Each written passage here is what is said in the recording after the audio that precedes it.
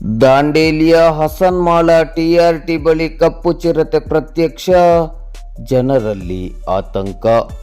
ದಾಂಡೇಲಿ ನಗರದಿಂದ ಹಸನ್ಮಾಳಕ್ಕೆ ಸಂಪರ್ಕವನ್ನು ಕಲ್ಪಿಸುವ ಟಿಆರ್ಟಿ ರಸ್ತೆ ಬಳಿ ಕಪ್ಪು ಚಿರತೆಯೊಂದು ಪ್ರತ್ಯಕ್ಷವಾಗಿರುವ ಘಟನೆ ಇಂದು ಬುಧವಾರ ನಸುಕಿನ ವೇಳೆ ನಡೆದಿದೆ.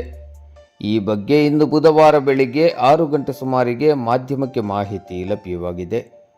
ಟಿಆರ್ಟಿಯಿಂದ ಹಸನ್ಮಾಳಕ್ಕೆ ಹೋಗುವ ರೈಲ್ವೆ ಹಳಿಯ ಸಮೀಪ ಚಿರತೆ ಕಾಣಿಸಿಕೊಂಡಿದೆ. ಕಳೆದ ಕೆಲವು ದಿನಗಳಿಂದ ಈ ಪ್ರದೇಶದಲ್ಲಿ ಕಪ್ಪು ಚಿರತೆಯ ಸಂಚಾರ ಕಂಡುಬರುತ್ತಿದೆ. ಕಳೆದ 2 ದಿನಗಳ ಹಿಂದೆ ವೆಲ್ಡರ್ ನೆಸ್ಟ್ ಜಂಗಲ್ ಹೋಮ್ ಸ್ಟೇಗೆ ನುಗ್ಗಿ ಜರ್ಮನ್ ಶೆಫರ್ಡ್ ತಳಿಯ ನಾಯಿಯೊಂದನ್ನು ಚಿರತೆ ಕೊಂದು ಹಾಕಿತ್ತು. ಈ ಘಟನೆಗಳಿಂದ ಸ್ಥಳೀಯರ ಸಾಕು ಪ್ರಾಣಿಗಳಿಗೆ ಮತ್ತು ಜಾನುವಾರುಗಳಿಗೆ ತೊಂದರೆಯಾಗುತ್ತಿದ್ದು, ಕಪ್ಪು ಚಿರತೆಯ ಹಾವಳಿಯಿಂದಾಗಿ ಸುತ್ತಮುತ್ತಲಿನ ಗ್ರಾಮಸ್ಥರು ಭಯಭೀತರಾಗಿದ್ದಾರೆ.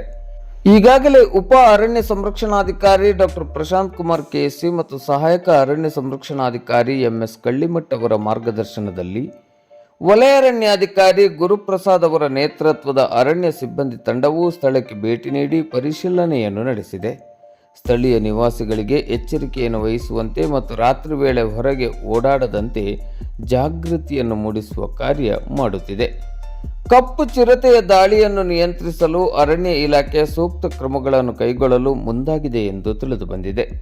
ರಾತ್ರಿ ವೇಳೆ ಒಬ್ಬರೇ ಹೊರಗೆ ಹೋಗದಿರುವುದು, ಮಕ್ಕಳನ್ನು ಮತ್ತು ಸಾಕು ಪ್ರಾಣಿಗಳನ್ನು ಎಚ್ಚರಿಕೆಯಿಂದ ನೋಡಿಕೊಳ್ಳುವಂತೆ ಅರಣ್ಯ ಇಲಾಖೆ ಮನವಿಯನ್ನು ಮಾಡಿದೆ.